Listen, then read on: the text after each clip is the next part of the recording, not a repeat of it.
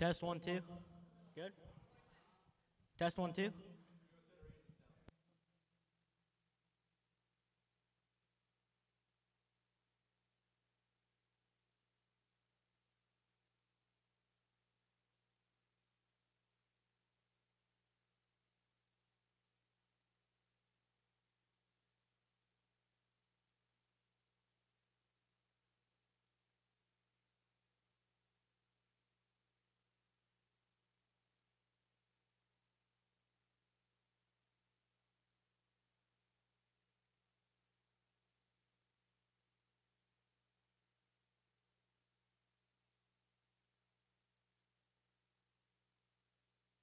Check 1 2. Check check 1 2. Too loud.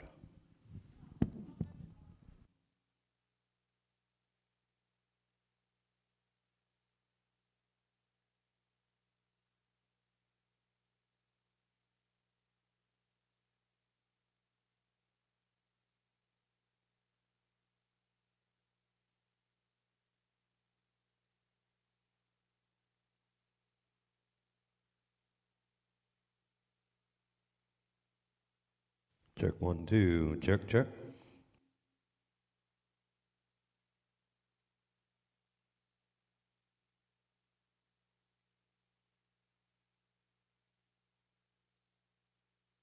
Check 1 2.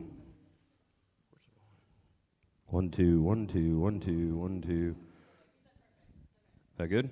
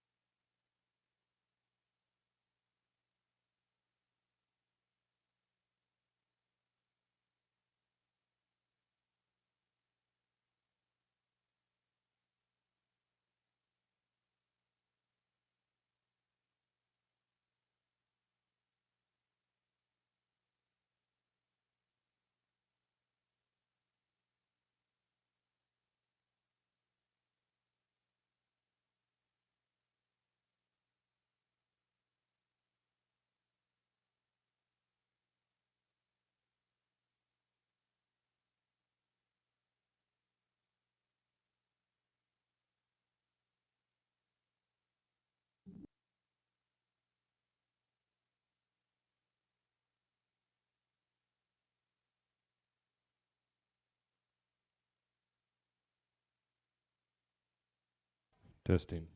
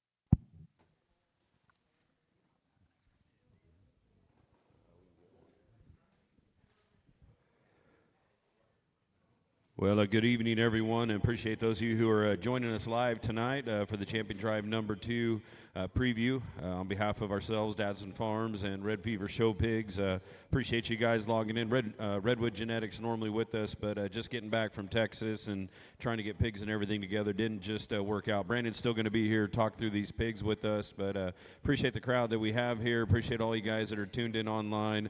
Kennedy Ventures is where it's going to be live streamed on their Facebook page as well as the Small Town Genetics Facebook page. If you're friends of us, please share out there so we can get this out to as many people as possible. And then Stacy and Ryan are here on behalf of Show Pig Live and working for CCI Live and Kennedy Ventures as well. And certainly Show Pig Live is a platform you can go and view them and see some of the nuts and bolts on them if you want to go check them out. Tomorrow will be a live sale. It'll start at 7 o'clock promptly. And Colonel Jake Parnell will be here, and we'll get through these things. We'll sell them 1 through 58. And if you're not wanting to show up in person, CCI Live is going to be the platform that we go ahead and utilize to get those things marketed. So I'm not going to talk a whole lot. Appreciate you guys. Lots of people who came together here the last 10 days to put this together. My family, of course. My wife kind of puts everything together out here, and Jose, Nicole, and Kaylee kind of handle everything, getting it all done, and we couldn't actually get the pictures and everything done, and clipping. Grace Curry was a big part of that, but the whole Curry family, even Mike jumped in last night and was helping finish up pictures and videos. We apologize. We're a little slow getting it done. It's always a challenge to get sales put together, but in particular this time of year, not only are we trying to sell pigs, jackpots are happening, other shows and consignments all across the world, and then we all wear lots of hats and have kids and everything. So to say we're in the thick of it would be an understatement, but appreciate everyone who's put it together. So Brandon's going to go ahead and talk most of these pigs. First in is going to be lot number 1 and lot number 2. The 166 litter pigs is what they're going to be. Out of the found boar, which I don't think needs a lot of introduction. Again, that's the Gary Todd boar we picked up, and his pedigree screams just lots of goodness and stuff in there. He's got that in-game sow or in-game's littermate sister on the bottom side, and you talk about his sire on the top side, just doing so many things. You got that good never-before sow on the bottom side of the pedigree here, 14-4. She's certainly one of the matriarchs in our herd, and we got a pair of them here, little different color, both boys, to start us off, Brandon.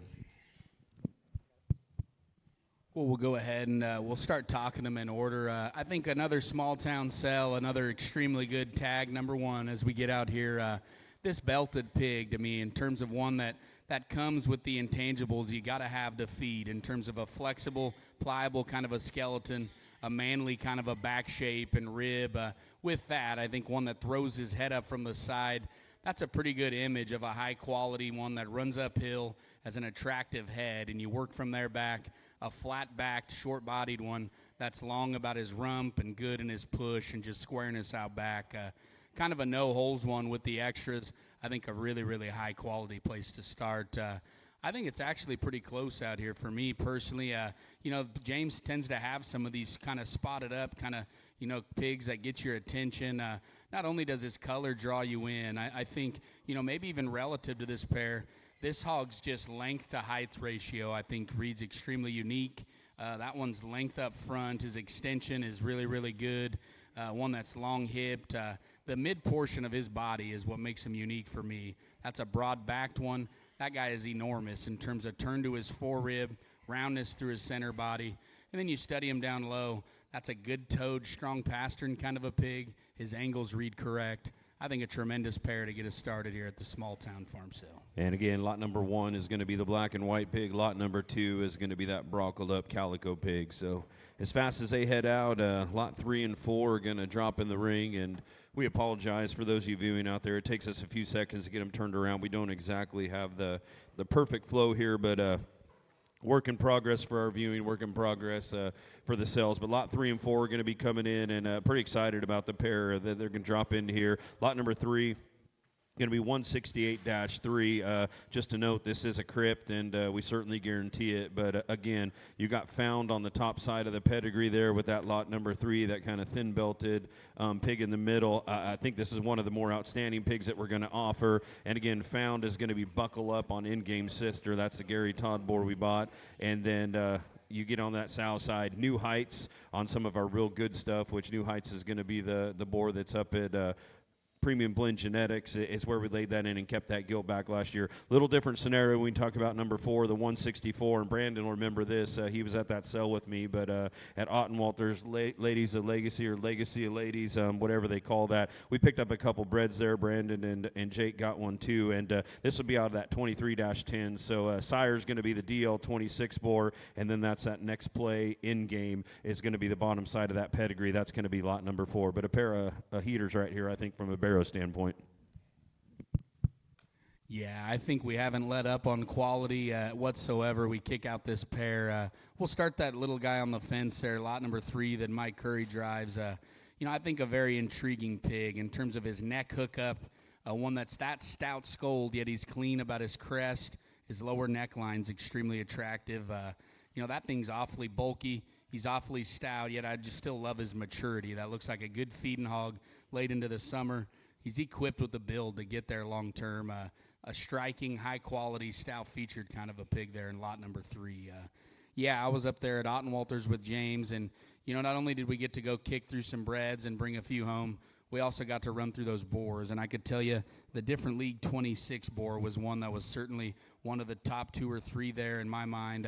We had a litter of those as well, and they did very, very good for us. This pig kind of reminds me a lot of his sire in terms of one that's boxy. He's modern and up to date in terms of his look from the side. A big armed pig that's extra flexible out back. He's got a really unique kind of a cute little head and ear set on him. I think that pig, you get some sunlight on him, you're going to really like what you got. I think a tremendous pair here in lot number 3 and 4.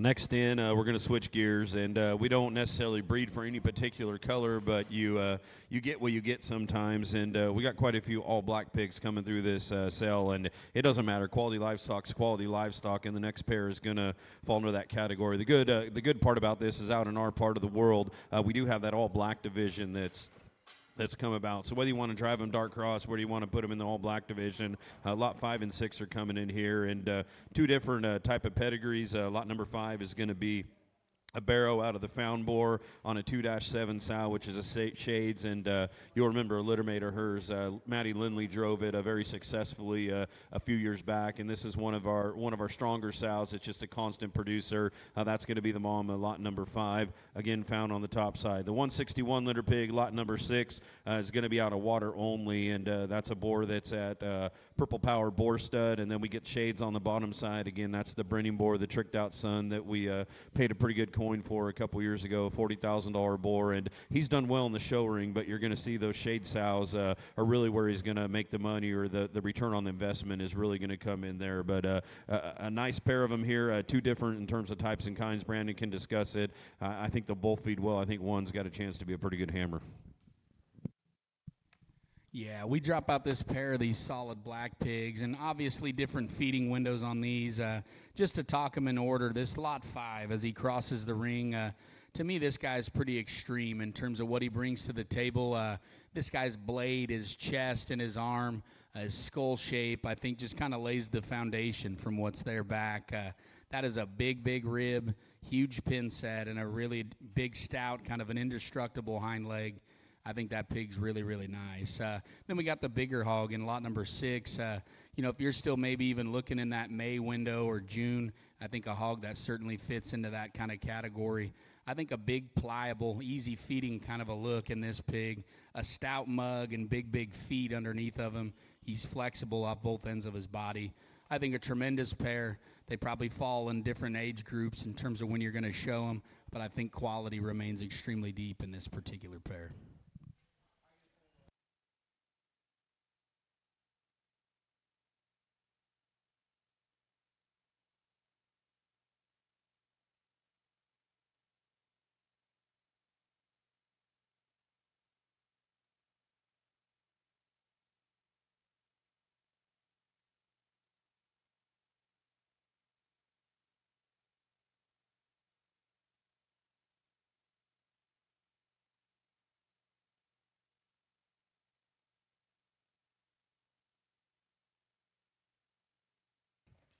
All right, next in is going to be lot number 7 and lot number 8, and you're going to see Red Fever sprinkled in here. We'll talk about the Duroc first.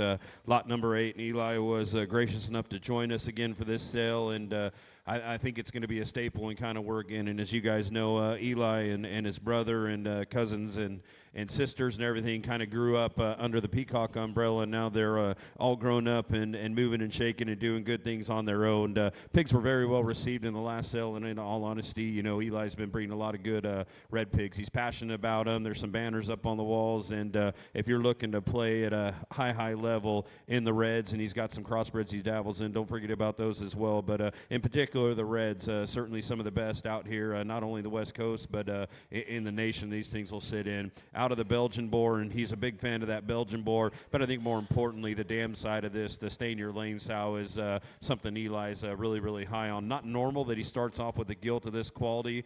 These are usually lease options. These are usually ones he doesn't want to get rid of, but he did say that he was bringing a pair of gilts that he thought were salty and can handle a lot of competition. I wouldn't disagree. That 21-2 really looks the part.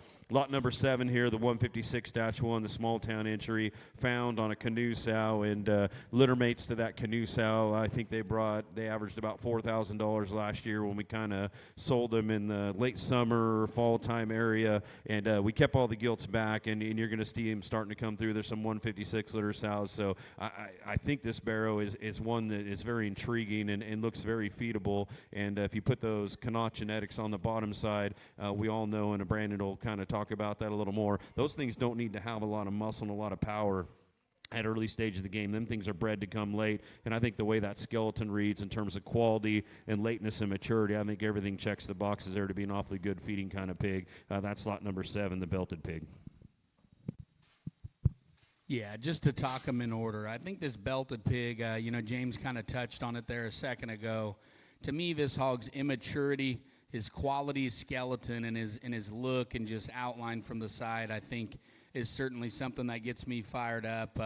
You know, if you're a pin hover and you want to see all the early bloom and all the bulk and mass, you know, maybe this isn't your pig. But if you're somebody that likes to buy one, put them on feed and go outside every day and know that your pig's getting better, I think this is one you could have on your short list. And an exotic presence up front, a wicked skull shape, a high neck hookup. And for one that maybe isn't the bloomiest in his muscle, I challenge you to get a good chest view on this pig. Study his rear pin width and where he sets his rear foot to the surface. This hog's going to come with power, guys. I see this one getting very good into the summer. You know, James touched on Eli's program a little bit. I can tell you, if you go visit with Eli, he's got things lined up. He's got his sow families. He's got the boars that he uses, and when he believes in one and he trusts them, he swaths them across the board. And I could tell you, he's kind of been the king of the reds out here the last 2 years, and I don't see that changing anytime soon. I am surprised he's selling a gilt of this caliber. A stout-skulled, big-ribbed one with a skeleton like that probably could be a very good barrow generator. I think outside of that, you study just her look up front, her hip and hind leg design. I think a tremendous show gilt. I think that pig's pretty versatile. If you want to buy you a show project, if you want to lay you in a sow, I think a tremendous red gilt. Very different pair, very different purposes. I think quality continues to stay with us here. That is lot number 7, the belted pig, small town. Lot number 8, the Duroc gilt from Red Fever Show Pigs. We're going to jump in with a pair next. We're going to switch gears and get into some of the ladies of small town here, and probably a trio of them. They're going to be coming up here that don't need to let go, but at the same time, if you want to sell some pigs for some money and you want to win some pig shows, you got to let some of the better ones go. I do believe there's one out here, Brandon, that's probably one of the better females that we have ever offered, and I can't take all the credit for it. I guess I can say I bought the sow, but that lot number 9, that calico pig, comes out of that Ottenwalter deal. Again, that sow side next play on an end game is going to be how the sow reads. You put that DL26 on the top side, but that's one of the funner gilts that we have there that looks like she's pretty bulletproof in terms of the way her skeleton's put together, but got some ginormous pieces, and starts with that big fat skull and just that massive show gilt look that she has going through. It's kind of unfortunate that lot 10 falls in the same pen with her, because I think this is a quality female, and you talk about putting found on that 2-7. We talked about her littermate brother there, and again, that's the sow that's a litter mate to that Lindley pig that was driven so successfully a couple years ago. Again, mom's kind of the matriarch, one of our foundation sows there, but that's a sexy little lady out there that's kind of built for the catwalk in terms of how she's put together, and she handles it really well. We'll let Brandon chime in and see what he thinks.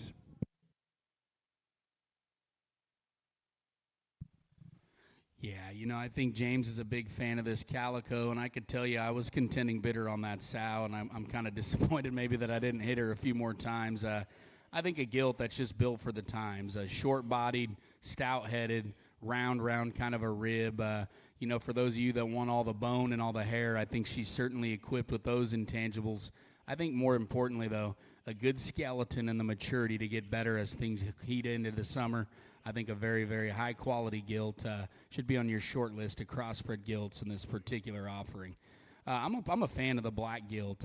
We've talked about before, sometimes we got time to sit there and tan on all our baby pigs and do all that stuff, and other times we don't.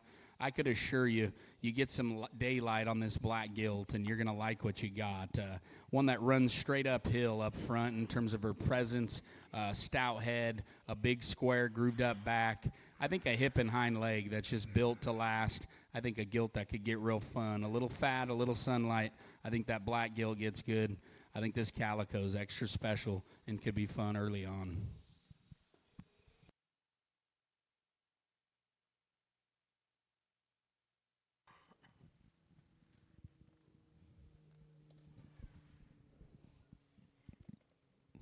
And it's 9 and 10 to head out. We'll drop 11 and 12 in the ring, and going to be a little mix here. Dadson Farms is going to join us, but lot number 11, that's going to be the smaller, thinner belted gilt there. She's going to be a litter mate to that calico we just talked about, Brandon. And I know the calico is going to be popular, but sometimes the smart money's on the little sister that's just not quite as far along. But you really study her, and she has those same pieces. She has that exotic look, and man, I just think the future is very bright for her. She just looks like she's going to be one hell of a show gilt when it's all said and done. You take her wherever you want to go. You want to make her market hog great. You want to make her one of those crossbred gilts and show her at the big shows, State Fair, CYE out here. The State Fair's back in the Midwest. I think she's one of those. I know she's one that looks the part, that can make the sale, and a few $1,000 investment now, and hopefully more on my end, hopefully less on your guys' end. But looks like that return on your investment come sale day at the big show could be pretty good. Lot number 12, our good friends Dadson Farms are joining us here.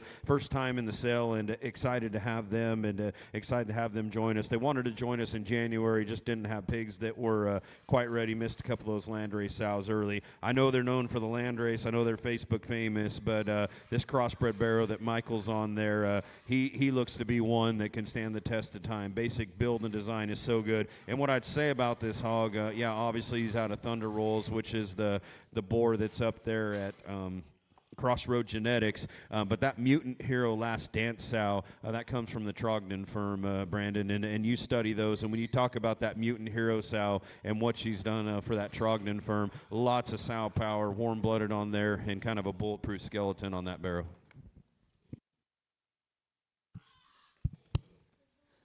Yeah, I think a neat pair of pigs out here. Just to talk them in order, we'll talk about the Lot 11 gilt. We saw our calico sister. I know James already alluded towards the fact that, is this one as ready and bloomy? Maybe not. I could tell you she's cut from the exact same cloth in terms of a skull that you just study the brim of her head, the stoutness of her jaw, yet she's still trim in her neck and her crest. That thing's chest and blade is real big. A little boxy one that's big, stout pinned, big, stout, furry, square kind of a built hind leg. I think a gilt that could get really good. And if you want to talk about shelf life, I think this pig's going to show for a very long time. And then on the opposite end of things, we have this Lot 12 barrow. And to me, I like feeding pigs like this that are immature in terms of their look. They're futuristic in terms of their quality and their head and their just length ahead of their shoulder. I think for a hog that's maybe a little skinnier in terms of his bloom, you study his foot size, you study his chest, I could see this pig getting very good in that July window, maybe even creep there into August. I think a fun pair of them. They're very different, but I think they're extremely high-quality individuals.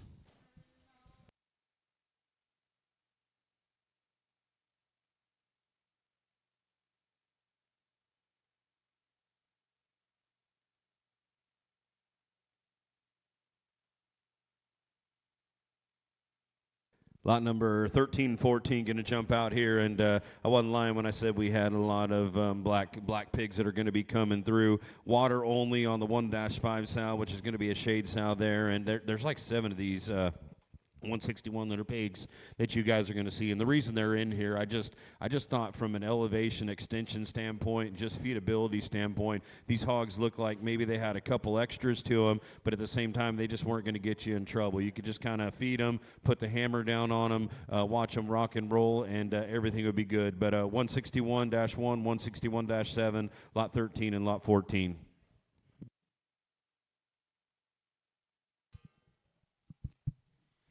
Well, we dive into these 161s, and I could tell you, we drop in the first pair of them, and I think it never hurts to find consistent litters and buy those pigs and have a little predictability and how they're going to feed. And I think this 161 litter does exactly that. We'll talk the lot 13 first that Mike attempts to get his head up and drive across the ring there. I think a very productive, bendy kind of a pig that's good in his angles. He looks like one that's just going to feed and do so very easily.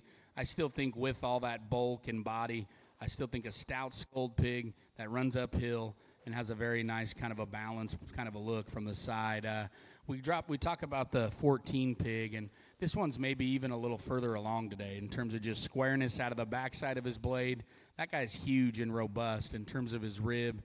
And for one that's packing that much mass and just bulk in the center part of his body, you move back to his rear third. I think he's long in his rump. He's comfortable in the way that he utilizes his hind leg. I think a very feedable pair of pigs here that bring quality to the table in lots 13 and 14.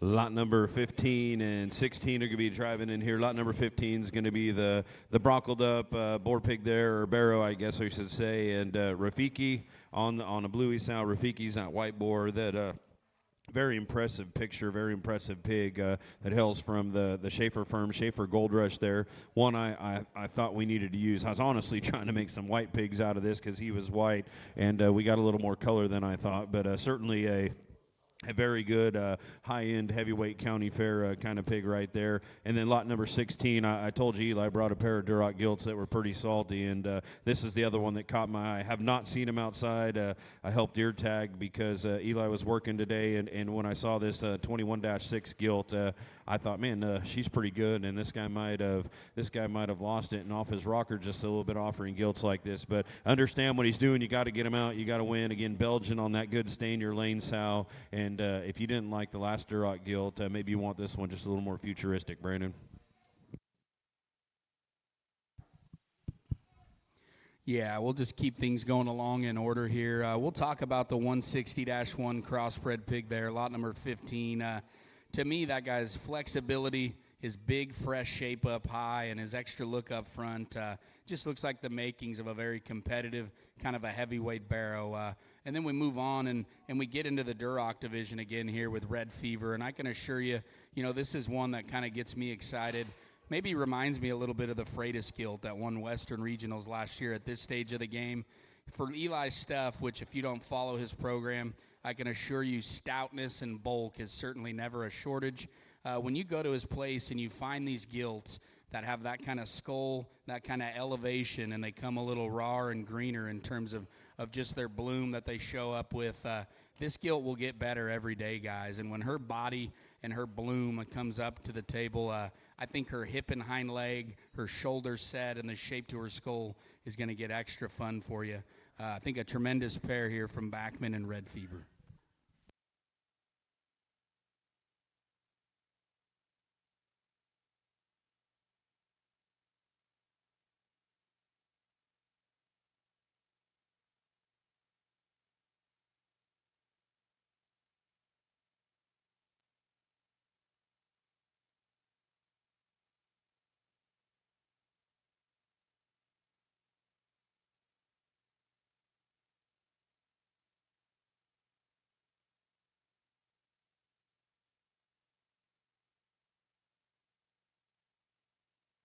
Lot number 17 and 18 jump in here next, and 167 is going to be the litter or the notch of the 17 litter pig there, and again that's going to be found on canoe, and we talked about one of those one of the gilts that we had up earlier, a barrel we had up earlier. That's going to be kind of the narrower belted pig there, the one that Michael's on is going to be that pig, and then we switch gears going to 165 is going to be found back on that shade sow, that 2-7 that we talked about, and yeah, very different and contrasting in terms of type and kind, and depending on what your speed is in terms of how you want to feed pigs. Greener, push to get them softer, flesh on them, or if you want to start off with one that's a little fleshier and kind of just let it grow into itself. But a barrow and a gilt, different kinds, both quality livestock.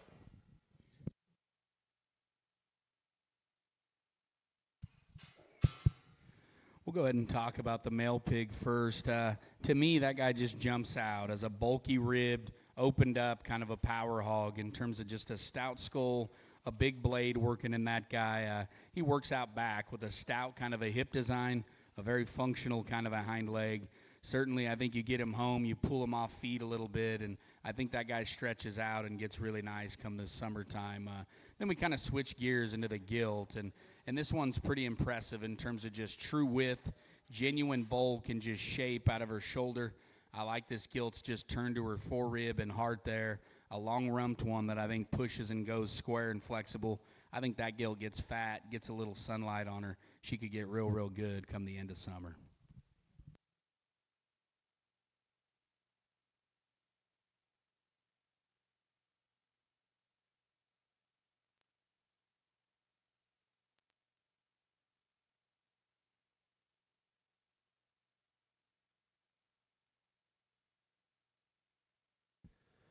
Oh, we're back into the black ones. 19 and 20 coming in here, and 19 is going to be that pale-skinned barrow that Kara's on, found on the 2-7 sow, and you're going to keep hearing about that. I said there was a good set of them, an absolute powerhouse there. And then we're going to switch gears a little. We're going to stay found, but we're going to go to the 118-1 sow. And Mike will remember this, but goes back to tilt. And this is one of our very oldest sows, and I honestly think I got rid of her after this litter, but she's been so good for us for so many years. Those tilt pigs, they are absolute monsters in terms of feeding. Good-looking pig there that's got some shape up high. Start with lot number 19, the male pig. I think another pig, if you just study things as we go into the depth of this preview, I think you'll notice a lot of these hogs are good in terms of their width, they're bulky in their center body, and they have true muscle. I think this guy checks all of those boxes. On top of that, kind of an intriguing shape to his head. Another one that I think's got a big stout tail set on the top of his hip. I think sunlight is definitely going to be his best friend. I think a pig that could get nice can feed kind of in that July window as we get into summer. Then we go ahead and talk about the black gilt, and of the pair, maybe she's even stouter in terms of just her blade and her arm, maybe even a little more modern in terms of just length of body. I think a comfortable gilt that's good in her angles. She's square in terms of the design of her hind leg. I think just a really good pair of these solid blacks.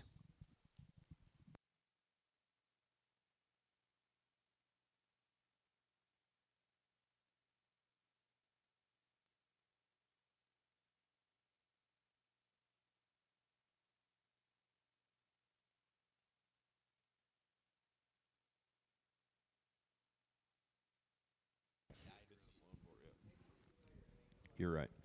168 litter pigs coming out here. Litter mates 21 and 22, and 21's going to be actually they're both gilts, but 21. Are you on 21, Kara?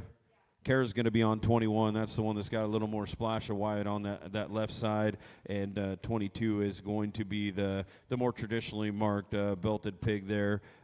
I'm pretty high on these. The New Heights Born, like Brandon said, I misrepresented that. That one was at Upper Hand Genetics, not Premium Blend, and that's going to be the Sloan boar that even Brandon, I wondered why he disappeared, but Brandon said he died early. But he was a boar out of Sloan's. I think it put that sow that him and Hofschulte bought in the bottom side there, that 70, 90,000, whatever they paid for when they judged together one expo. But some of the good stuff out of Sloan, some of the good stuff below that when you talk about our sow herd, and obviously you put that found boar on the top, and it looks like a pair of them here that can handle a little competition. I think a very intriguing pair of gilts. We'll start with lot 21, the wide belt with the white tip tail. I think a very sporty, exotic kind of a looking female that's extra flexible. Her just looseness and ability to stride with some speed, yet still stay collected in her top line, still stay comfortable off both ends, I think is second to none. I think when you get in more into this gilt, I think her just width and squareness coming and going is extra good. She still comes, though, with the appropriate amount of muscle that I think these things have to have. I think kind of a dual-purpose kind of a female. You could take her late into the summer, into the breeding gilt arena. You could certainly hammer down on the feed bucket, prep her for a market show. I think a very high-quality individual. That's nothing to take away from 22. Maybe as tall-shouldered and neat-headed as of a pig as we've seen. Very sharp up front, very boxy in terms of length. I think a lot of these pigs so far, I think you just see the feedable width and body shape that they have. I think she excels in those areas. I think a hip and hind leg that's built for speed. James is cutting loose here with another tremendous pair of crossbred gilts in lot 21 and 22.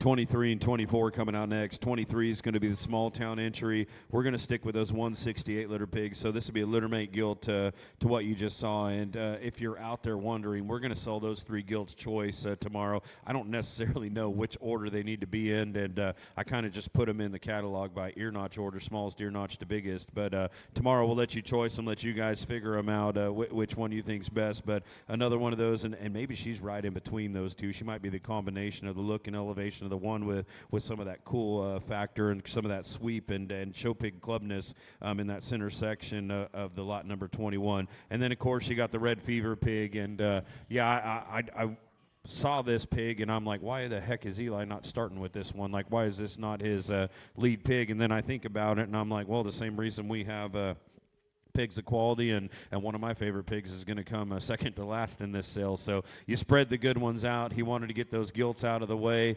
and thought it was just nice to fit this male prospect in the middle. But I don't know where this one fits in if you can get this one all the way to August, Brandon. But if you're a June, July buyer, man, that looks like a barrow that has a chance to play. And that even looks like one, if you got a late May Sac County and you're wanting to get into maybe a heavy middleweight or a light heavyweight type deal, that one looks like you could pound the gas pedal on him and he can take it all with his elevation, squareness, and he's still late maturing with some big pieces. Yeah, we'll go ahead and start with this kind of off-belted gilt here. As James said, he's going to be a trio, and they're going to be selling choice. I could tell you, I think nobody has a crystal ball and can tell you which one's going to end up better. I could assure you, if you get any one of the trio, you're certainly going to like what you did. Another one that I think just excels in terms of elevation, a monstrous kind of a rib cage, yet you get behind that gilt, and she's still set square to the surface. She's still within her body wall. And to have all that bulk and mass and just run uphill and have that kind of a unique head, I think makes that one certainly a short lister in the crossbred gilt division. Then we talked the red fever male pig, and I could assure you guys, as I said before, this guy's got the stoutness that we all come to expect from that firm. His melon, his back, his pin set, everything is extra stout. You go to the surface, a good-footed, big-footed kind of a pig. As James alluded towards, if you want to hammer down and go into May, you certainly could. I could also see this pig going into that June and maybe even July window with ease. I think a very good pair here. Another one of those good 168 litter gilts and another really good red pig here from Red Fever.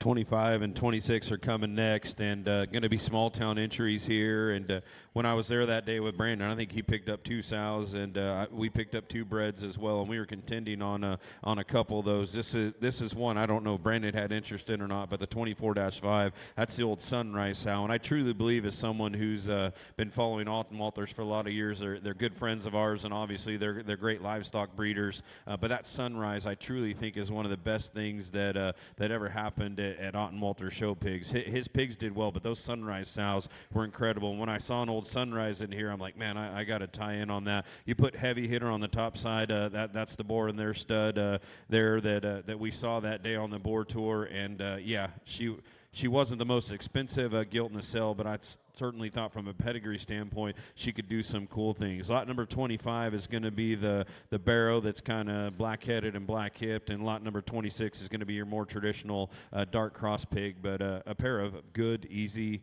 production-looking kind of barrows that got some club appeal.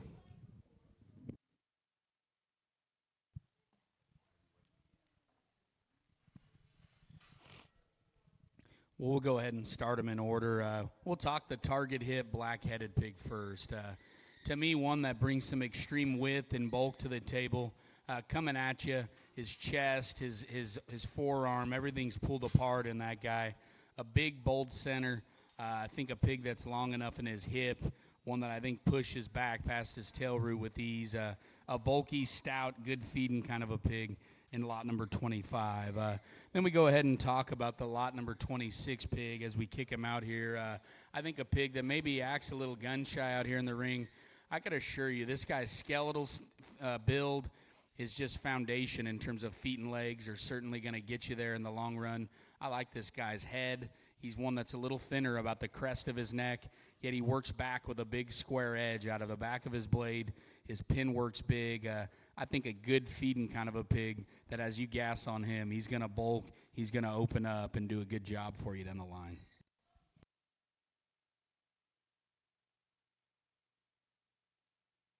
We're going to stick on this 163-5 litter here, and Brandon did correct me. I got Heavy Hitter wrote down. It's a Heavy Hitter son that's there. Heavyweight's going to be the boar. We'll get that corrected in the catalog. But 27 and 28 are going to be coming through, and 27 is going to be the third barrow in the litter, and it's the one that Carolyn's going to be on. And as we get to lot number 28, that's going to be the all-black gilt that Michael's on there, and again, just a solid, consistent litter, and I think we got 5 or 6 of these things that we're going to run through the sell at you out of this, so a good buy that day from a sow prospect. We talk about ROI. I think the return on investment for what she costs is going to be pretty good.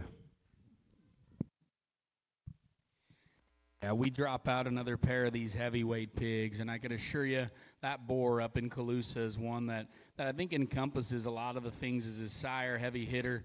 His look and just in maturity, I think, is just as good, if not better, than Dad's. And I think we see that here in these pigs. And we talk lot 27 first. He's probably one of the more immature pigs in this particular litter. I can assure you, though, if you just study his forehead, his chest floor, and his center body, this guy's going to come with power, and I think that's where that just maturity and talking to hogs that get better with time kicks in. I think that barrow could be really, really nice come July, August window. Then we got the all-black gilt, and, James maybe he's cutting loose maybe a few too many of these gilts, but as he started in the sale was saying, he's committed to just offering the best and putting you guys in the driver's seat for success. This black gilt to me is one that has the quality to be a high-end show gilt into the state fair and CYE windows.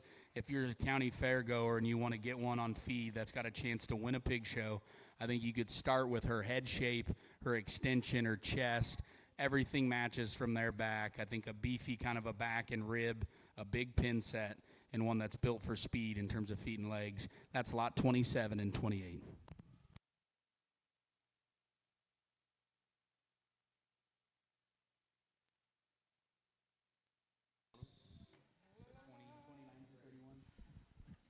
We're going to drop 29, 30, and 31 in, and just to make Eli feel a little bit of pressure, we're going to put some red pigs out here as well. We can't let him think he's got the only ones out here in Denair, America. But these are out of the boar we call Little Duroc, and as you guys know, at Small Town, we're notorious. We don't picture boars. We don't tell a lot of people about them. We don't come out with fancy names. But Mike can probably tell the pedigree on this thing better than me. What's the sire of Little Duroc, Mike? You picked the boar. Yeah, it's the upper hand boar, chained up. chained up is going to be the boar, and then it's on the Sleepy Joe boar, which I did think that was a clever name. That comes from Joe Eggers, so I thought naming him Sleepy Joe with the crazy president we had not too far back was very appropriate for all that stuff. But anyhow, a trio of these things, and I truly don't know which one's better, and we're going to sell these all three as choice as well. You can go a lot of different directions, and I can see Brandon kind of sitting here, and I'll talk a little bit so he can get his thoughts organized. Not a lot of differences between them, but yet when you really step back and break them down and a hog evaluator, you can see the different parts and pieces. What I like about them, they look like they're going to be sound and comfortable. They got a show pig kind of look. They got elevation. They got extension out front, and they look like pigs that aren't going to be too difficult to feed. They just kind of have a lot of the stuff with them already. But a trio of Duroc boars here. Little Duroc, which is an R-stud on the Sleepy Joe boar. Yeah, I think we drop out a good trio, a good feeding kind of red pigs here from small town. I could tell you, as you study these pigs as a trio and as a contemporary group, you're not going to find just huge glaring differences. I think that speaks volumes maybe to the consistency of the litter. We'll start with the one that Mike has on the fence line over there. You could tell he was the early achiever there in the feed line. That guy's extra just chest width, his big center body, and massive hip with all that extra bloom and shape. I think it gets him on fired up in that May-June window. I think a pig that just balances his build and comfort reads relatively flawless to me. I think a very good pig to kick off the trio of reds here from small town. Then we'll talk the kind of darker complected lot 30 pig. To me, maybe the greener immature pig of the trio in terms of just bloom. I think you study the shape to his forehead, the size of his blade and chest. This pig's going to come with stoutness. He's one that's good in terms of his hip length, his squareness of his hock. I think a good design, well put together kind of a barrow in his own regard. And then Mike gets the 31 out here, and he's maybe a little skittish acting. I could assure you, if you just think about the previous pair of pigs we described and talk about the traits that they bring to the table, I think to me maybe 31 is the combination of the two. I think he's got the stoutness and the bulk of the early one, yet his immature kind of head and just hip shape reminds me a lot of the darker one. I think that pig could get real close in that kind of end of May, June, July window. I think a tremendous trio of reds here from small town.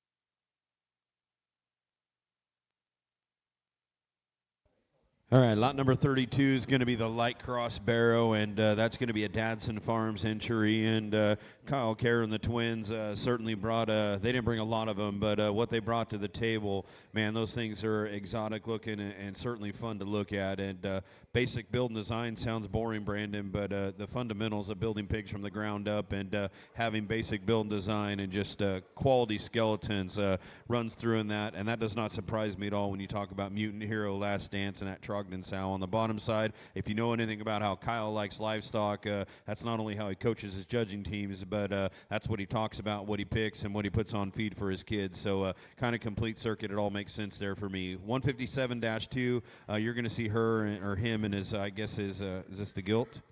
Her, and then her brother's going to come next in line. But these are actually out of a purebred ham sow found on the top side. So if you're looking for a purebred influence pig back in the Midwest, lot number 33 and lot number 34 are going to do that. Goes back to a Danner sow on the bottom side of the pedigree there. But certainly from a pure influence, I think that one has some excitement. If you're just talking about a belted Hampshire appearing pig to go to county fairs out here in California, she looks like a nice, like upper middle, light heavyweight kind of market hog. Well, I think we drop out another intriguing pair. I like this little blue pig, and to me, if you just study angles and you read just his shoulder set, the quality of his front foot, and the length to his hip, and the design of his hind leg, I think he could certainly get you fired up. I think you move past that and you study just the broadness and the bulk to the center third of his body. You study the shape of his forehead and stoutness and just toughness about his skull and jaw. To me, this one has the indicators and the build to be a tremendous market hog down the line. I think on top of that, he's going to get stout. And I think in that light cross division, when you can have him with a forehead and a forearm like that, that's certainly a good sign for the long term. Then we get into the purebred influence, lot number 33 gilt that James is. And I think a gilt that just brings all the crossbred intangibles onto that good Hampshire female. That's a broad-chested one that's stout-headed. She's big and square in terms of her back. A really good build to her hip and hind leg. Just the shape of her hock, her ability to plant with comfort. I think that could be a short lister for those of you maybe considering an expo or some of them shows with a pure influence division. I think a really good pair of hogs out here.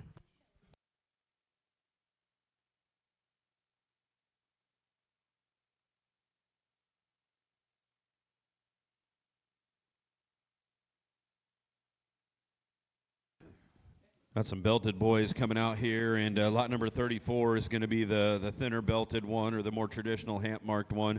Again, purebred influenced. Here's the barrow. It was a whopping litter of 2, and those of you that breed sows that are out here, that's just part of breeding Hampshire sows.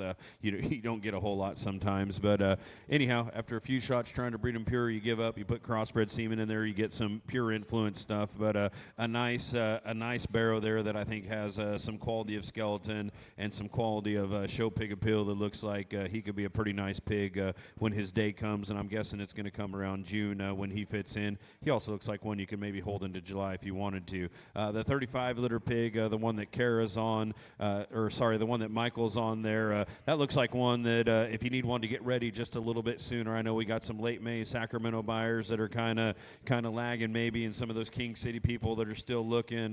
We do have good following from there. This is a pig that I would certainly consider there to get into those middle weights, and just a pig that's got some scale, some advantage in terms of pounds and LB that'll get you to the fair and kind of get you in the mix in your class.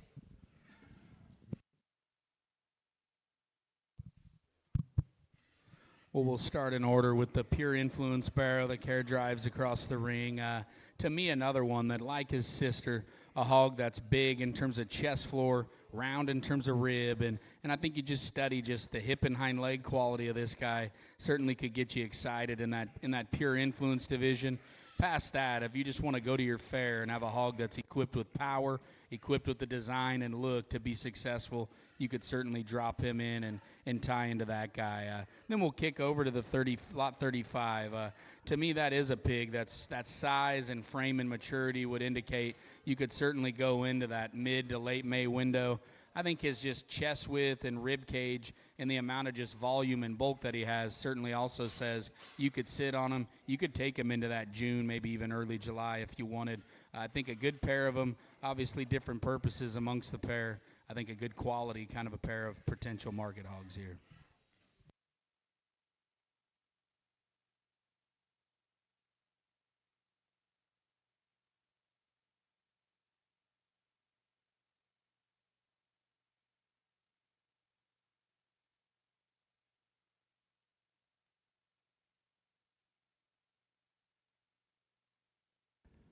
Light crosses coming in here, lot number 36 and lot number 37, and maybe you can make one of these into a Yorkshire type pig, but I think in the light cross division these guys could handle a lot of competition. Same thing if you want to pound down and these pigs especially having a little more Yorkshire in them and get those things to a late May or even a mid-May standpoint. You may not be the heavyweight, but you can certainly get there. If you're fixing to feed pigs in June, though, these two pigs look like they could do some damage, and especially if you got a light cross show. I think they got a few extras in your average light cross pig there in terms of bone and in terms of power. There's one of them out here I think would be an awfully good kind of sow too if you want to invest in one of those. Jackpot her, show her, and then take her home. She's got some big limbs, and she's got some broody sowy pieces to her if you want to make that out of her. Mom's been a good producer for us as well.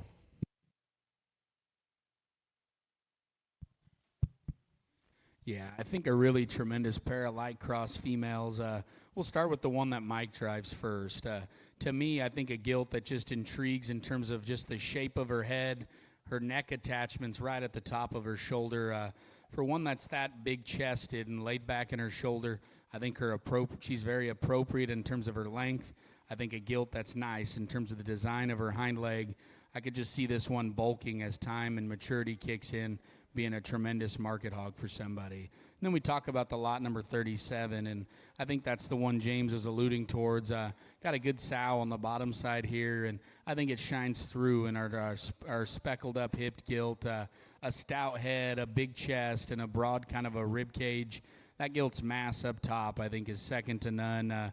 With all of her power, though, I think off to the side, she still blends and smoothens up in terms of balance and proportion. I think a gilt that's really, really good in terms of hip and hind leg and stoutness of feature.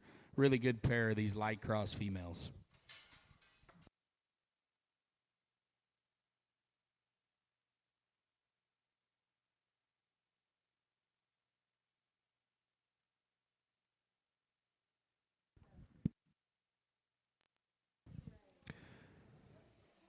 .38 and .39 jump in, and the 159 liter pig is going to be that chromed up or that brockled up barrow there found. It goes back to the yard goat sow, the 189-1, and this is what she's notorious for. She makes them big, she makes them exotic, she makes them late in their maturity pattern, but yet their jaw lines and their front ends are very show ring appropriate. That thing's going to be heavy muscled, and when that one's time comes and it comes into itself, he's going to be a very nice heavyweight pig. The 39 that Kara's on there, and I don't know if you guys can see him. We talk about Kara and Mike, and I'll say Kara's wearing blue jeans, but Mike's wearing blue jeans too. So Kara's going to be in the gray shoes. You can see him. There you go. Well, I always, when I'm watching these things, I'm like, they talk about, Brandon and James, and I'm like, well, who's Brandon, who's James? I can only see them from their knees down. But the skinnier-legged one is Kara, so if that's a reference for you guys, Mike's got big calves. When he goes, you see him at the gym working out. Like, he's got them Facebook posts. He's a CrossFitter, I think. But anyhow, lot number 39, 160-6. Well, at least he's at the gym with a picture. I don't know if he actually does anything, but he posts himself being there. Yeah, there we go. It's confirmed. Yeah, she doesn't look very confident. She's just shaking her head yes like she's supposed to. But anyhow, Carolyn's on the clown mark pig or the fun mark pig there. Litter mate to the pair that we just saw before. Got the Rafiki on the south side there, on the bottom side of the pedigree, or top side of the pedigree, I guess. And then you got the 136-8. A fun note on that 136-8, that would be a litter mate sow to the mom of the Lindley barrow that was reserved jackpot at CYE behind the Hagen hog, and then hung quite a few banners on the jackpot circuit this year. That's kind of that white, blue exotic looking thing. So litter mate sow on there, that would be a litter mate to that. Lot number 38 and 39. Yeah, I think we drop in a pair of these calicos. We'll start with 38. Maybe one of the more immature pigs in terms of just bloom and bulk today. I could assure you, you talk about the sow that lays on the bottom side of this pedigree. You study the shape of his head, just the length to his body, and his ability to plant and go out of his hip and hind leg. I think time and feed are going to be this pig's best friend. As this guy smoothens up and just lays some flesh on his upper body, I like his chances down the line. Then we talk about the calico gilt, and that's been a very deep litter so far as we kick off through our preview. I think just an easy feeding kind of a gilt. You don't have to make any excuses for her shoulders set into her body. She's good in her rib cage. She's bloomy in her muscle. I think a gilt that's comfortable in the design of her hip and hock. I think a really feedable, good kind of pair of calicos here in lots 38 and 39.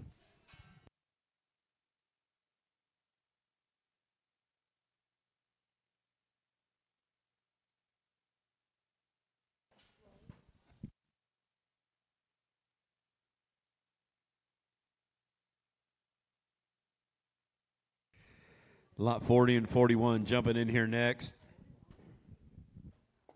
And this will be Eli's second Duroc coming in, or I guess this is a barrow, right? Yep, this is the 20-1, the second male pig that's coming in here. He's got his seeds in him, and don't let that deter you. We'll go ahead and get those things castrated. Eli really likes holding those pigs when we get them out. So you get those pigs bought, we'll take care of that for you. A big limb, creature-like one in terms of creature feature, I guess is what you say. Again, Belgian in the Stanier lane, and another one of those that looks like you can get them ready early if you need to, but certainly sit in that June venue early July very well. The 41 liter pig, or the 41 lot pig that Michael has. Rafiki again, going to be litter mates on that good litter mate sow on the bottom side.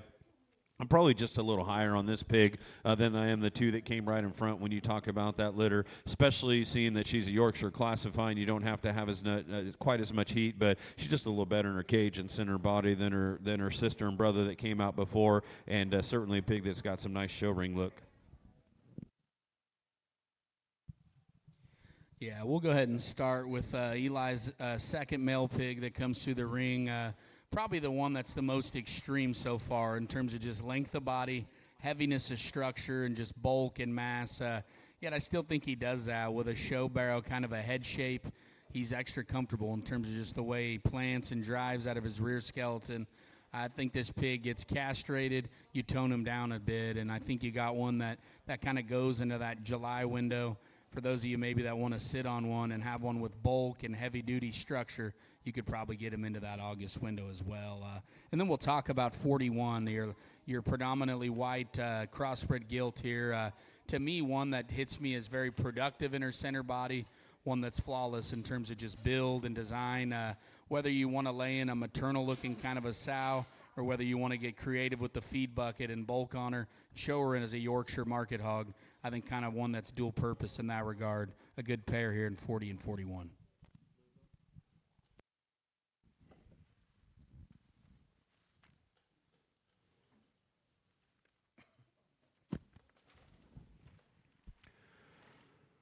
42, 43 come in. 42 is going to be the predominantly white pig, and I think this one classifies York, but buyer beware. There may be some blue come out in this. A blue Rafiki on the bluey sow, and again litter mate to the mom of that pig that plugged in at CYE, and a bunch of those jackpots along the way. A good feeding Yorkshire type pig, and just a little blue on that tail. You want to burn on it, get creative with your paint job. I think you can, but that one just looks like it's got a good feature in the Yorkshire arena. And certainly one that if you got to show her as a light cross or a cross, she'll do very well there too. 43, the one that Michael's on, the belted pig, back to found. And when you talk about the 189 sow, there's a calico barrow we talked about before, and I told you like she was old and been around forever. The yard goat on the bottom side. That's a barrow that I think has a chance to be a very, very good full-size market hog, and he's got kind of big ring look, big ring presence, but that one just looks like when he hits 275, 285 pounds, he's got all the frame extension to handle it. And what I love about him is I call him square to the ground, but he's wider up high. He comes in just a little bit, and as you feed and push on that thing, he's probably going to be the appropriate width at the bottom side of his skeleton, but a pretty big fan of that one. Yeah, we talked this other one out here, 42, another one of the Yorkshire qualifiers. Like the last one, I think we talked shoulder height, extension ahead of their blade, and then you feed back from there with a big, bloomy, rolled up kind of a back shape, a big, pliable kind of a rib, and one that's equipped with the hip and hind leg design to handle it all. And you talk about getting hard on the feed pan later into summer. I think a tremendous kind of a white gilt there. And then James just touched on, I think this belted pig could get really fun in the summer. A bigger outline kind of a pig, and typically you add a little scale to these things. They tend to flatten, they tend to skinny up in their rib and not come with muscle. This pig kind of does the opposite of that for me. This pig, for as exotic as he is in his presence, his arms big, his chest is pulled apart. That pig's back shape and just rib design reads extra good in terms of just talking about a heavyweight kind of a market hog. I think he ties it all together with a big pin set, a long kind of a length of rump, and a hind leg that's built for speed. That's lot number 43 and 42. I think a good pair of feeding hogs.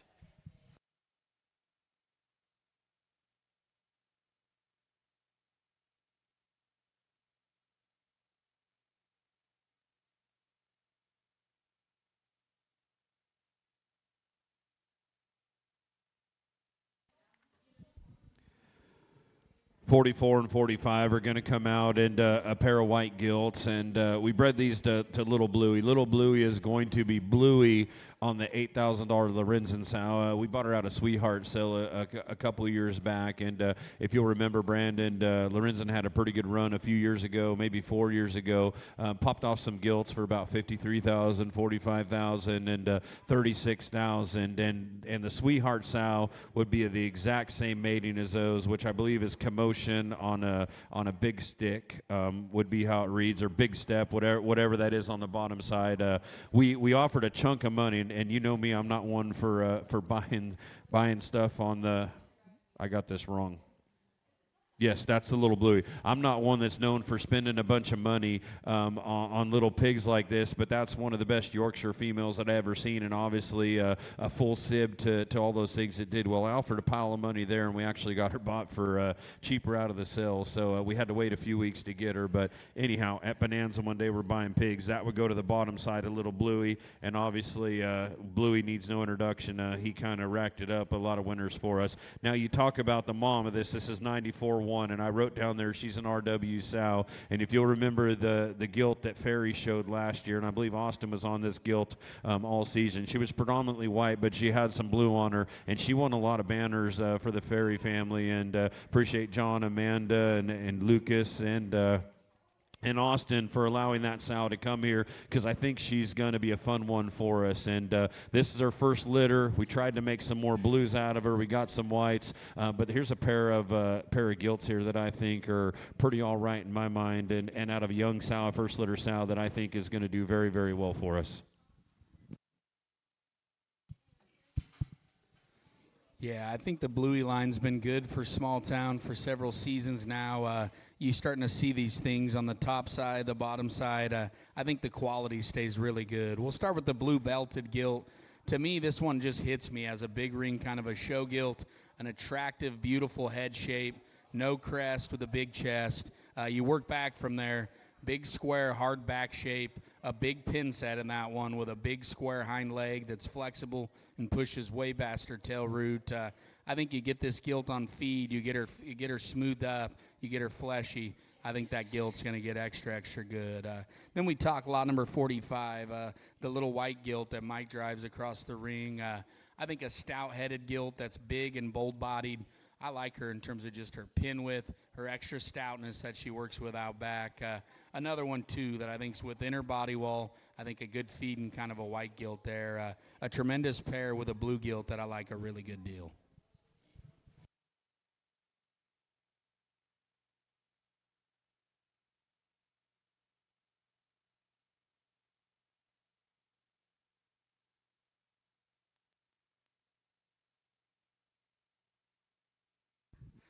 '46 and '47 coming out here, and 46 is going to be the all-black pig, and talk about water only on that shade sound. I told you there was 6 or 7 out of that litter. I just thought good, solid, functional livestock, and we had a lot of kids that go to county fairs, and they want to be up at the top of their class and potentially tie in for those champion reserve banners, and I just thought this 161 litter, could do a lot of that for those particular kids. Again, that's lot number 46 that Carolyn's on the all-black gill. Lot number 47 goes back to that Ladies of Legacy purchase there, and you're going to get into the 163 litter. That was a very solid litter of pigs, and I just kind of scatter these things out. Obviously, we don't sell them best to worst. We got to keep you guys around, and I probably shouldn't be getting rid of some of these gilts, but 24.5 is going to be in the bottom side of this sow, and again, that's the Sunrise sow there, and you talk about the heavyweight boar, which is a heavy hitter son, that's going to be the sire there.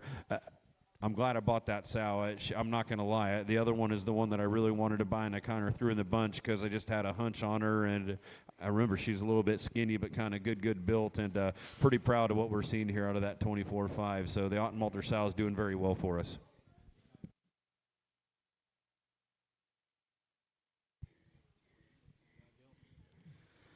We'll go ahead and start with the 46 gilt. You could tell gilt that's athletic and good in her build as she kind of prances across the ring here. I like her extra shape. I like her extra height and just look up front. I think a gilt that just gets fat and blooms up with time, you're going to like your project. I think we kind of turned the heat up a little bit here on lot number 47. I remember this pig's mom. I remember her outline, her shortness of body, yet she was so comfortable, had a stout head and a big old tail root. I think her stoutness and just skeletal assembly shines through in her litter. I think this lot 47's darn sure a short list, kind of a crossbred gilt. Whether you want to feed into the summertime and get competitive come state fair, CYE female shows, you could certainly throw this gilt into the mix into the July-August window. If you got a tough county fair and you want to show up and make a statement, have 47 on your team there. I think a nice pair of them.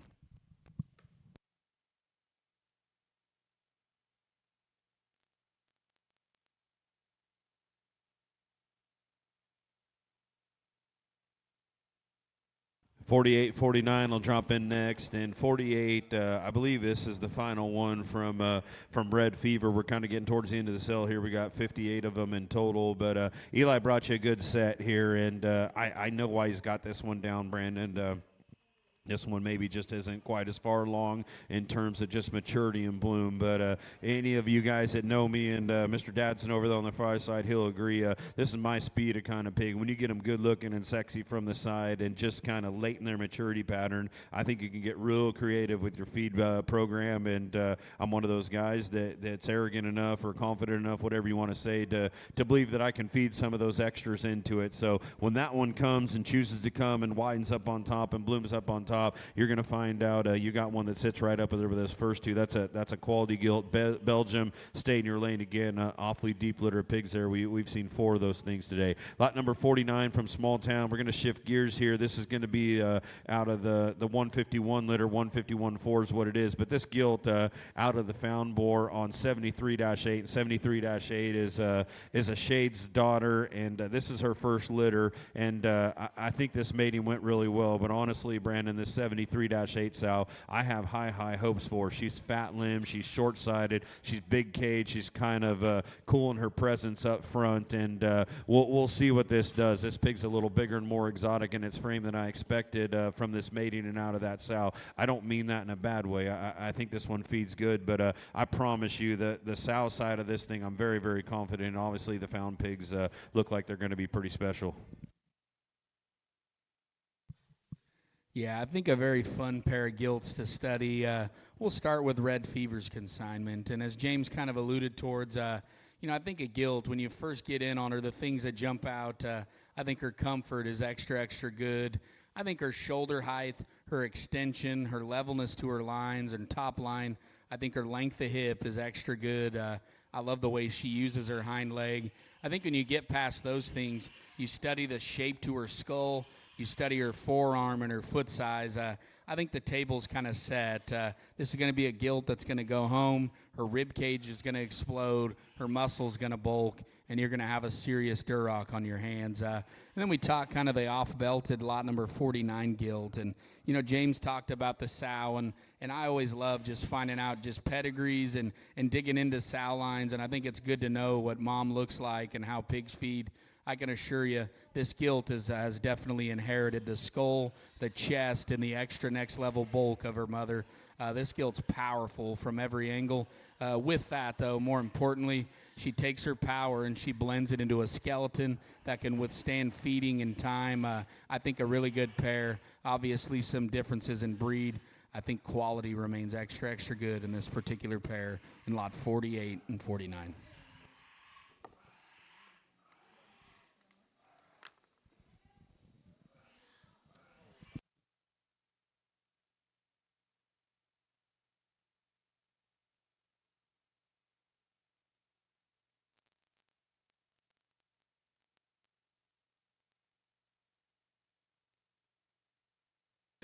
Lot 50 and 51.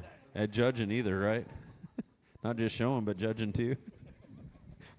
Lot number 50 and 51 coming in here, and Brandon, he's fond of black pigs, so we thought we'd just keep running these things out. But a pair of gilts out here, 151 litter pigs found on the 73-8 sow, and we just talked about her and how I truly believe she's going to be one of the foundation sows. And there is a little more stretch in these pigs, but bone density, stoutness of skull is certainly going to come through, which that one has. And I expect these pigs to bulk up and bloom up and grow into themselves very well. And it's not bad when you got elevation to you if you don't get too long-bodied. And I certainly think when you talk about heavyweight market hogs, both of these gilts have some of those things that it takes to get to those weights and be competitive.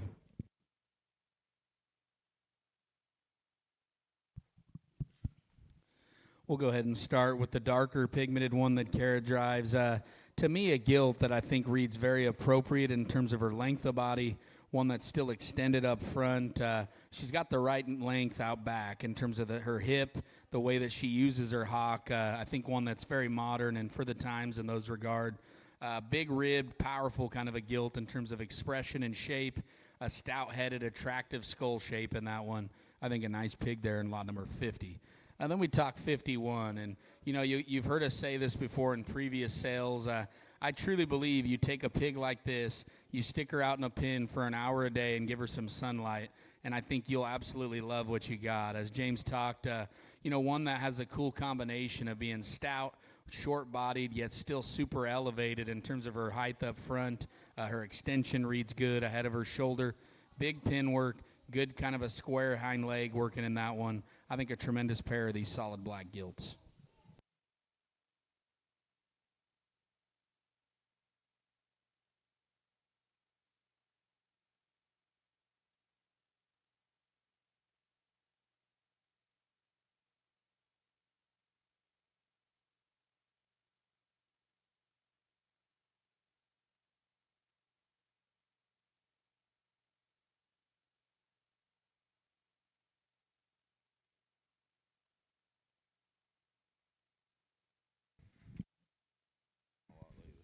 '52 and '53 are going to jump out here, and my care is going to be on '52, I believe, which is going to be the heavyweight on the Sunrise Sow, and again that 163 litter.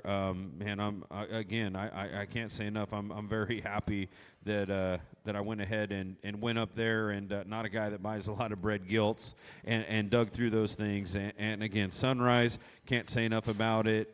Certainly a quality pig right here. She's behind the 8-ball. She's a little fuzzy. She was a little off earlier in the week. We got her back, but that's probably going to be the big surprise, and the diamond in the rough, I guess, is what we say. If you want to gamble on one, and probably not the one that's going to be a ton of coin, she certainly reads to have the appropriate amount of everything, and the skeleton that we like. And I can tell you, 2 days ago, she hardly had any flesh or any belly on her at all. We got her going. Everything's fine. We'll obviously stand behind her from a health standpoint, but when that one turns the corner in a couple weeks, you're going to be real happy with what you get. The pig that Michael's on, the 160 4-6 barrow, obviously when you talk about that litter, I don't know if he's the one that you're going to say is the one to buy, but he's certainly, when you just talk about livestock and you want to put a modest price pig on feed that's got some look, that's got the right amount of length, and fundamentally does some things really well, that pig's not going to get you in big trouble. He's going to be a nice show hog. Probably not the one that's going to win any shows. We can all agree on that. But at the same time, when it comes with the modest price tag, there's probably a little more bone and a little more look in that hog than some of the others you're going to see for what he cost.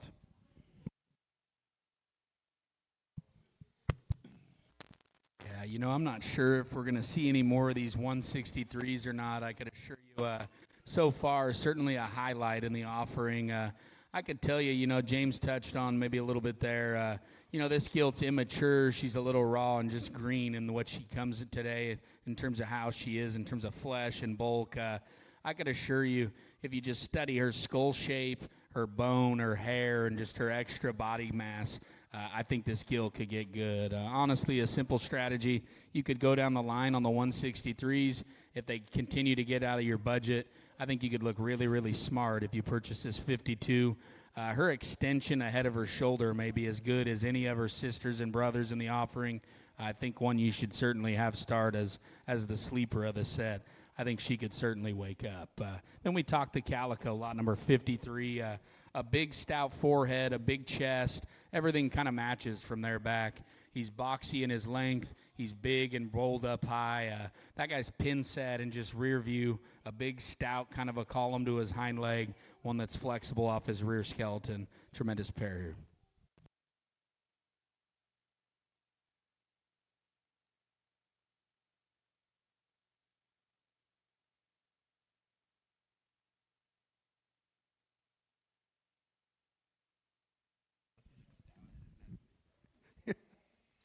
Lot number 54 and 55 coming in next here, and 169-1, the black-headed pig that Michael's on. And I was just telling Brandon, I think I got my pigs out of order. This is the one that I'm not a huge fan of. I'm pretty okay with the one that we just had out here. But if you're looking for a modest price project that's going to go through, this is a pretty decent pig, I guess. But yeah, he's probably going to be a little bowie-legged, a little roach top, and not sound enough, and just not good enough when it's all done. But if you want to participate, go ahead and buy him.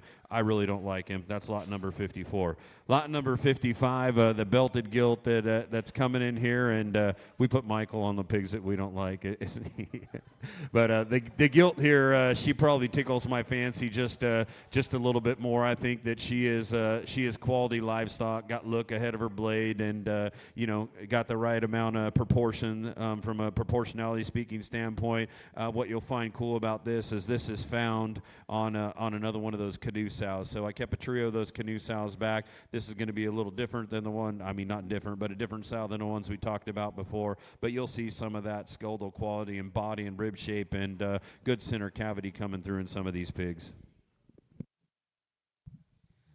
Yeah, I won't elaborate too much more on lot number 54. I think James hit some good bulletin points there. We'll go ahead and talk the lot 55 gilt, the belted gilt. I think an attractive, good skeleton kind of a female. One that when she props up has extension up front. She's flat backed, and I think she's extra good in the design of her hip and hock. I think that one comes a little greener today. Those are the upgrading kind that continue to bulk and flesh and just continue to have quality as we get longer into the feeding season.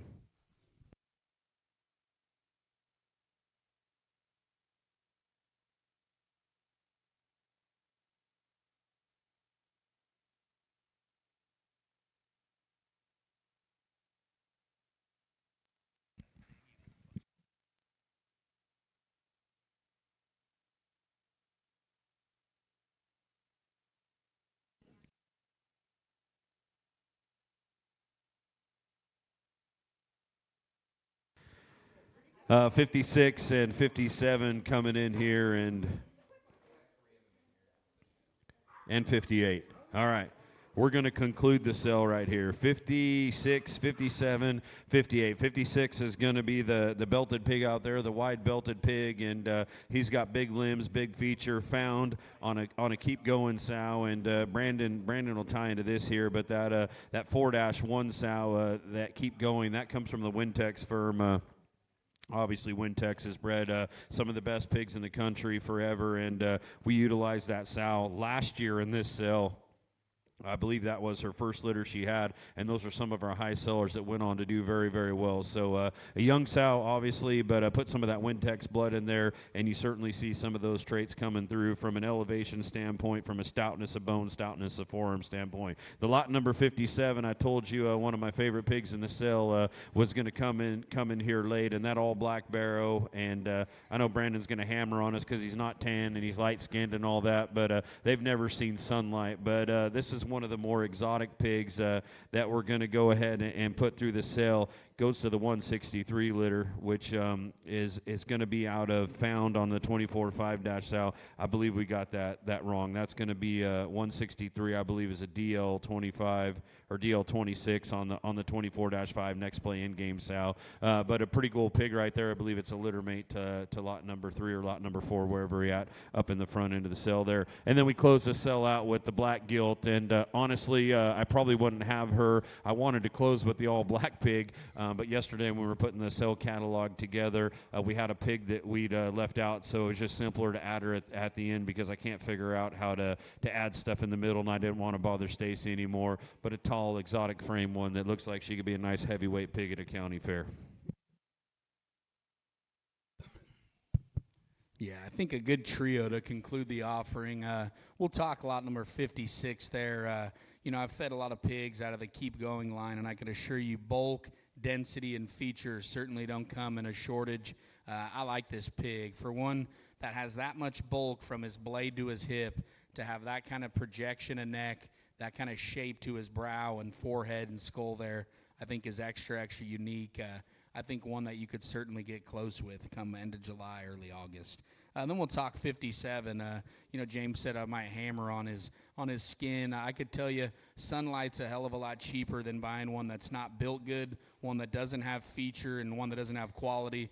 Luckily for you guys, you can walk him outside knowing he's got all three. I think a balanced hog, a big-footed hog, one that's extra heavy duty. He may be lower in the sale lineup. I got him on my short list on crossbred males for sure. And then we conclude the sale with the all-black gilt. This one's just kind of a meat and potatoes kind of a hog. She's just bulky. She's stout. She's one that's good in terms of her bend off both ends of her body, one that's never going to get you in a ditch as far as those things go. If you want a good, honest, good feeding kind of a project, you could certainly land on the lot number 58 gilt. We appreciate you guys who are here, and if you're here in person, you want to dig through pigs tonight, we're happy to stay here. It's normally pretty late. I don't know if it's going to be as late tonight because Thursday night I know kids got school and everything, but certainly appreciate you guys. We're happy to answer any questions. Appreciate Jake and Brandon from Redwood coming over, Brandon helping out here, but obviously those guys got home last night from a very successful tour at the get-together in Oklahoma, and they absolutely slayed it. I think they sold them things between like $5,000 and $17,000. So kudos to them doing some great things, but appreciate them taking the time and the effort to come out. Eli and the Dadson crew, the Red Fever and Dadson crew, thank you guys as well from Karen and Mai's bottom of our hearts. We appreciate you guys, and we love you guys. Everyone who tuned in out there in the World Wide Web, we certainly thank you guys for doing that. If you got any questions, reach out to myself. I don't know if we have any cell advisors on there, but I'm sure Brandon would be happy to field some phone calls. Kyle Dadson's in the house, Mike Curry, certainly guys that are all very capable and high-end livestock evaluators if you want to talk about the livestock. The Peacocks and a few others are in the back helping get all the pigs up and going through, and Jason came off the seats. He found out what it's like to be back in the trenches at a sale, so appreciate you guys very much. Tomorrow, around 5:30, we'll preview these things again. We'll serve you guys dinner 6:30, and at 7 o'clock we'll fire up that live sale. We'll do our very best to be online. Appreciate Stacy and Ryan coming out here and getting that live stream out on behalf of Kennedy Ventures and ShowPig Live or ShowPig.com. If you got any questions, make sure to reach out to Stacy about that as well. Tomorrow we'll be with you CCI Live, and Stacy's going to be on special assignment up north in Calusa, but I believe Jimmy's going to step in and Blake will help out from remote. So appreciate everyone who makes it happen, my wife in particular, and all the family and cousins. If you guys got questions, once again, reach out. Appreciate you very much. Travel safe on your way home. I know it's going to get a little foggy, and we'll see you tomorrow night, and if not, we'll see you in the barns.